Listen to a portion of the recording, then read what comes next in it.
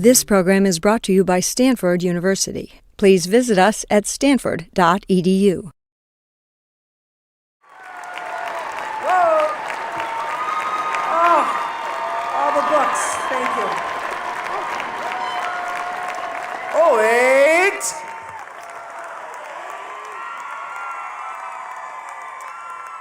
Well, thank you, President Hennessy, and to the trustees and the faculty, to all of the parents and grandparents, to you, the Stanford graduates. Thank you for letting me share this amazing day with you. I need to begin by letting everyone in on a little secret. The secret is that Kirby Bumpus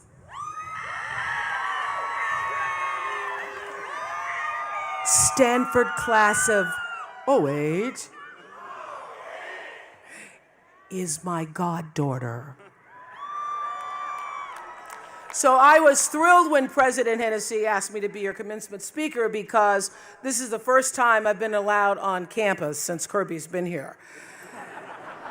You see, Kirby's a very smart girl. She wants people to get to know her on her own terms, she says, not in terms of who she knows. So she never wants anyone who's first meeting her to know that I know her and she knows me. So when she first came to Stanford for new student orientation with her mom, I hear that they arrived and everybody was so welcoming, and somebody came up to Kirby and they said, "Oh my God, that's Gayle King," because a lot of people know Gayle King is my BFF. And so somebody comes up to Kirby and they say, "Oh my God, is that Gayle King?" And Kirby's like, "Uh-huh, she's my mom." And so the person says, "Oh my God, does it mean like you know Oprah Winfrey?" And Kirby says, "Sort of." I said, "Sort of? You sort of know me?" Well, I have photographic proof. I have pictures, which I can email to you all, of Kirby riding horsey with me on all fours. So I more than sort of know Kirby Bumpus. And I'm so happy to be here. Just happy that I finally, after 4 years, get to see her room. There's really nowhere else I'd rather be because I'm so proud of Kirby, who graduates today with 2 degrees, one in human bio and the other in psychology. Love you, Kirby Cakes. That's how well I know her. I can call her Cakes. And so proud of her mother and father who helped her get through this time, and her brother Will. I really had nothing to do with her graduating from Stanford, but every time anybody's asked me in the past couple of weeks what I was doing, I'd say, "I'm getting ready to go to Stanford." I just love saying Stanford. Because the truth is, I know I would have never gotten my degree at all because I didn't go to Stanford. I went to Tennessee State University, but I never would have gotten my diploma at all, because I was supposed to graduate back in 1975, but I was short one credit. And I figured I'm gonna just forget it, because, I'm not gonna march with my class, because by that point I was already on television. I'd been in television since I was 19 and a sophomore. Granted, I was the only television anchor person that had an 11 o'clock curfew doing the 10 o'clock news. Seriously, my dad was like, "Well, that news is over 10:30, be home by 11.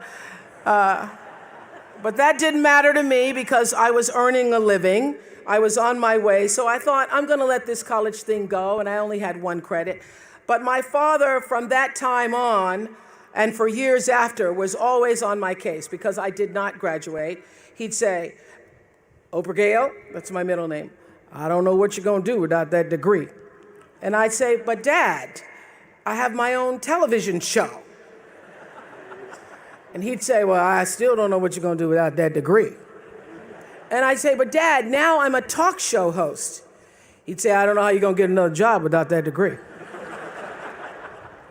So in 1987, Tennessee State University invited me back to speak at their commencement. By then, I had my own show, was nationally syndicated, I'd made a movie, had been nominated for an Oscar, and founded my company, Harpo. But I told them, I cannot come and give a speech unless I can earn one more credit, because my dad's still saying, I'm not gonna get anywhere without that degree.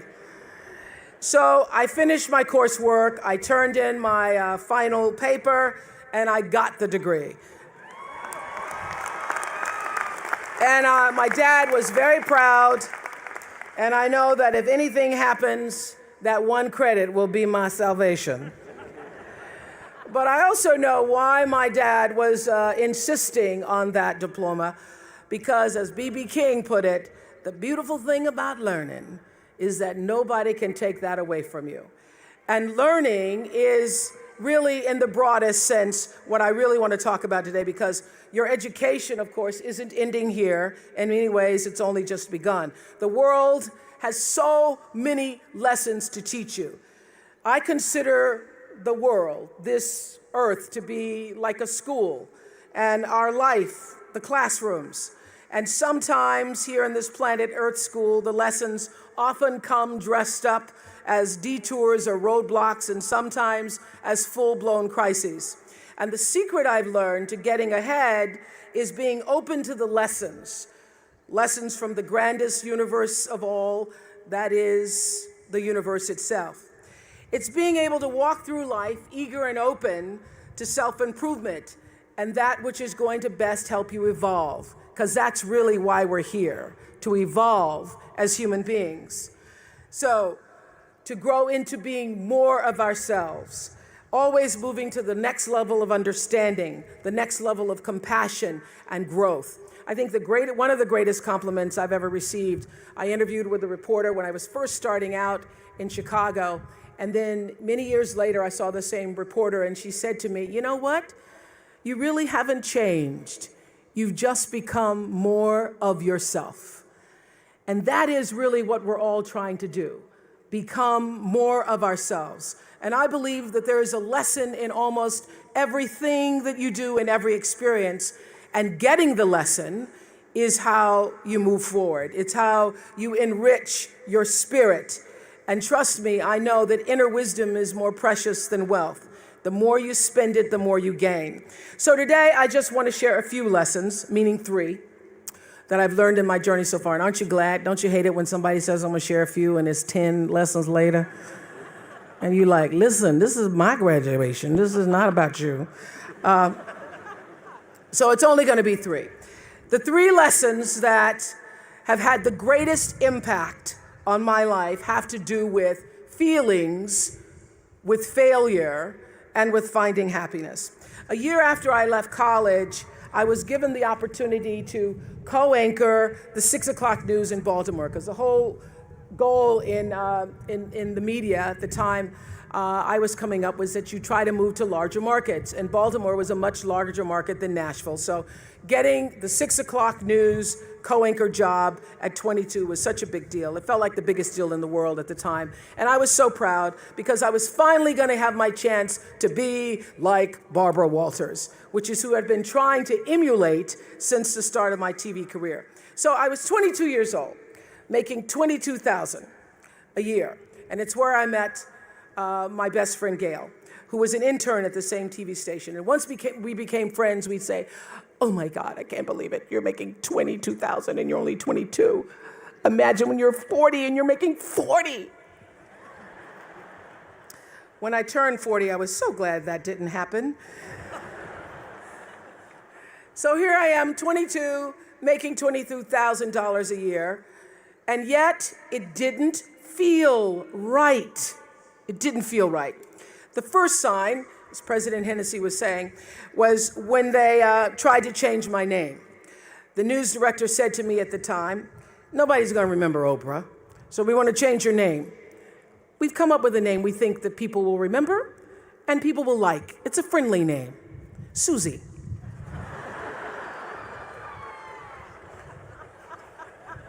Hi, Susie. Very friendly. You can't be angry with Susie. Remember Susie. But my name wasn't Susie. And I'd grown up not really loving my name because when you're looking for your little name on the lunch boxes and the license plate tags, you're never going to find Oprah. So I grew up not loving the name, but once I was asked to change it, I thought, well, it is my name. And do I look like a Susie to you? So I thought, no, it doesn't feel right. I'm not going to change my name. And if people remember it or not, that's okay. And then they said they didn't like the way I looked. This was in 1976, where your boss could call you in and say, I don't like the way you look. Now that would be called lawsuit. But back then, they could just say, I don't like the way you look, which in case some of you in the back, if you can't tell, is nothing like Barbara Walters. So they sent me to a salon where they gave me a perm, and after a few days, all my hair fell out, and I had to shave my head. And then they really didn't like the way I looked, because now I am black and bald and sitting on TV. Not a pretty picture. But even worse than being bald, I really hated being sent to report on other people's tragedies as a part of my daily duty, knowing that I was just expected to observe when everything in my instinct told me that I should be doing something, I should be lending a hand. So, as President Hennessy said, I'd cover a fire, and then I'd go back and I'd try to give the victims blankets. And I wouldn't be able to sleep at night because of all the things I was covering during the day. And meanwhile, I was trying to sit gracefully like Barbara and make myself talk like Barbara. And I thought, well, I could make a pretty goofy Barbara. And if I could figure out how to be myself, I could be a pretty good Oprah. I was trying to sound elegant like Barbara. And sometimes I didn't read my copy because something inside me said, this should be spontaneous, it should be spontaneous. So I wanted to get the news as I was giving it to the people. So sometimes I wouldn't read my copy and it'd be like 6 people in a pileup on I-40. Oh my goodness. Sometimes I wouldn't read the copy and because I wanted to be spontaneous, and I'd come across a list of words I didn't know and mispronounce. And one day I was reading copy and I called Canada, Canada. And I did just that. I cracked myself up on the air. And I decided this Barbara thing's not going too well. I should try being myself. But at the same time, my dad was saying, Oprah Gail, this is the opportunity of a lifetime. You better keep that job. And my boss was saying, this is the nightly news. You're an anchor, not a social worker. Just do your job. So I was juggling these messages of expectation and obligation and feeling really miserable with myself. I'd go home at night and fill up my journals, because I've kept a journal since I was 15, so I now have volumes of journals. So I'd go home at night and fill up my journals about how miserable I was and frustrated, and then I'd eat my anxiety. That's where I learned that habit. And after 8 months, I lost that job. They said I was too emotional, I was too much. But since they didn't want to pay off the contract, they put me on a talk show in Baltimore. And the moment I sat down on that show, the moment I did, I felt like I'd come home. I realized that TV could be more than just a playground, but a platform for service, for helping other people lift their lives. And the moment I sat down doing that talk show, it felt like breathing. It felt right. And that's where everything that followed for me began. And I got that lesson. When you're doing the work you're meant to do, it feels right. And every day is a bonus, regardless of what you're getting paid. It's true. And how do you know when you're doing something right? How do you know that? It feels so. What I know now is that feelings are really your GPS system for life. When you're supposed to do something or not supposed to do something, your emotional guidance system lets you know. The trick is to learn to check your ego at the door and start checking your gut instead. Every right decision I've made, every right decision I've ever made has come from my gut. And every wrong decision I've ever made was a result of me not listening to the greater voice of myself. If it doesn't feel right, don't do it. That's the lesson. And that lesson alone will save you, my friends, a lot of grief. Even doubt means don't. This is what I've learned. There are many times when you don't know what to do. When you don't know what to do, get still. Get very still until you do know what to do. And when you do get still and let your internal motivation be the driver, not only will your personal life improve, but you will gain a competitive edge in the working world as well. Because as Daniel Pink writes in his bestseller, A Whole New Mind, he says we're entering a whole new age, and he calls it the conceptual age, where traits that set people apart today are going to come from our hearts, right brain, as well as our heads. It's no longer just the logical, linear, rules-based thinking that matters, he says. It's also empathy and joyfulness and purpose, inner traits that have transcendent worth. These qualities bloom when we're doing what we love.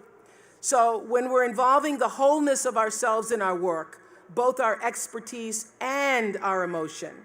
So I say to you, forget about the fast lane. If you really want to fly, just harness your power to your passion. Honor your calling. Everybody has one. Trust your heart, and success will come to you. So how do I define success? Let me tell you, money's pretty nice. I'm not going to stand up here and tell you that it's not about money, because money is very nice. I like money. It's good for buying things. But having a lot of money does not automatically make you a successful person. What you want is money and meaning. You want your work to be meaningful, because meaning is what brings the real richness to your life. What you really want is to be surrounded by people you trust and treasure, and by people who cherish you. That's when you're really rich. So lesson one, follow your feelings. If it feels right, move forward. If it doesn't feel right, don't do it. Now I want to talk a little bit about failings, because nobody's journey is seamless or smooth. We all stumble, we all have setbacks. If things go wrong, you hit a dead end, as you will. It's just life's way of saying, time to change course. So ask every failure. This is what I do. Every failure, every crisis, every difficult time, I say, what is this here to teach me? And as soon as you get the lesson, you get to move on. If you really get the lesson, you pass and you don't have to repeat the class. If you don't get the lesson, it shows up wearing another pair of pants or skirt to give you some remedial work. And what I found is that difficulties come when you don't pay attention to life's whisper, because life always whispers to you first. And if you ignore the whisper, sooner or later, you'll get a scream. Whatever you resist persists, but if you ask the right question, not why is this happening, but what is this here to teach me? What is this here to teach me? It puts you in the place and space to get the lesson you need. My friend Eckhart Tolle, who's written this wonderful book called A New Earth, it's all about letting the awareness of who you are stimulate everything that you do. He puts it like this. He says, don't react against a bad situation, merge with that situation instead, and the solution will arise from the challenge.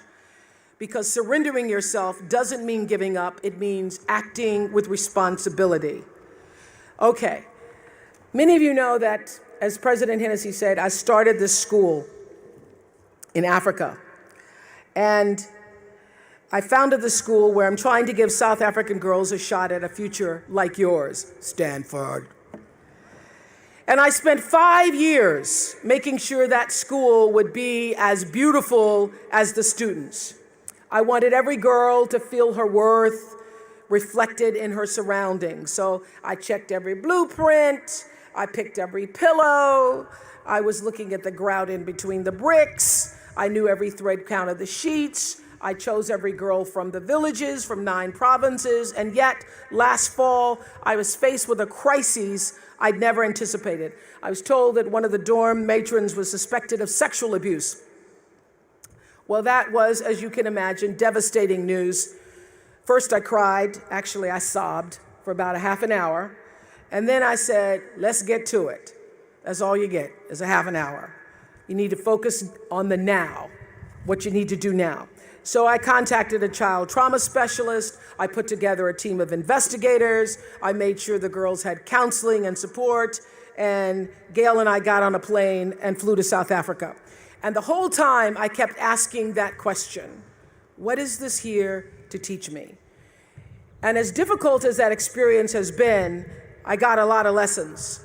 I understand now the mistakes I made because I had been paying attention to all of the wrong things. I built that school from the outside in, when what really mattered was the inside out. So it's a lesson that applies to all of our lives as a whole. What matters most is what's inside. What matters most is the sense of integrity, of quality, and beauty. I got that lesson. And what I know is that the girls came away with something too. They've emerged from this more resilient and knowing that their voices have power.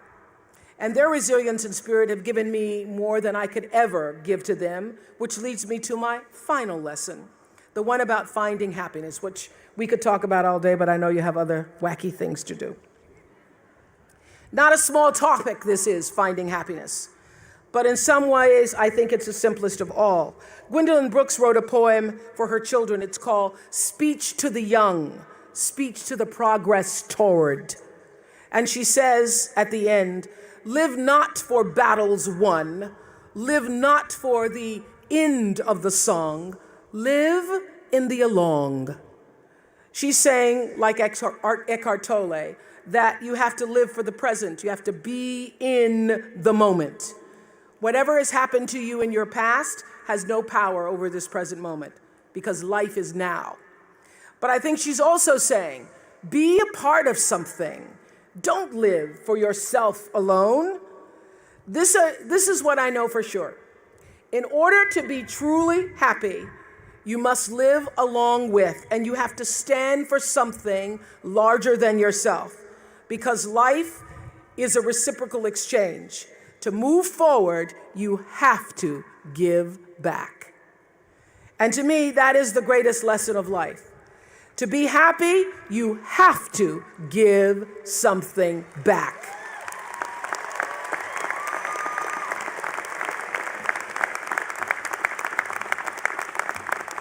I know you know that because that's a lesson that's woven into the very fabric of this university. It's a lesson that Jane and Leland Stanford got and one they've bequeathed to you.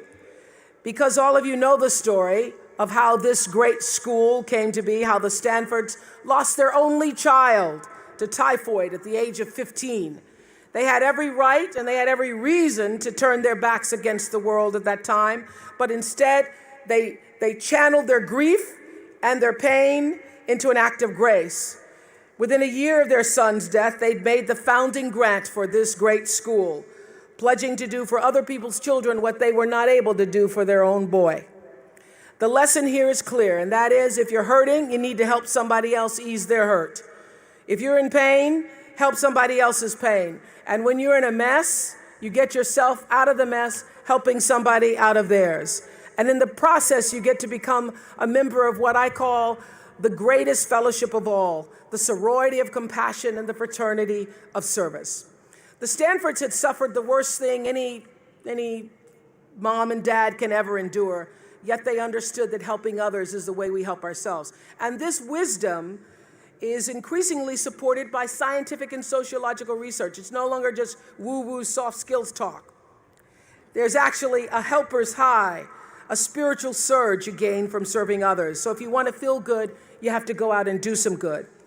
But when you do good, I hope you strive for more than just the good feeling that service provides, because I know this for sure, that doing good actually makes you better.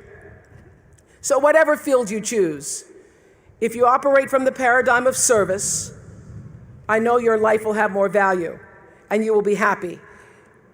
I was always happy doing my talk show, but that happiness reached a depth of fulfillment, of joy that I really can't describe to you or measure when I stopped just being on TV and looking at TV as a job and decided to use television, to use it and not have it use me, to use it as a platform to serve my viewers. That alone changed the trajectory of my success. So I know this, that whether you're an actor, you offer your talent in the way that most inspires art. If you're an anatomist, you look at your gift as knowledge and service to healing.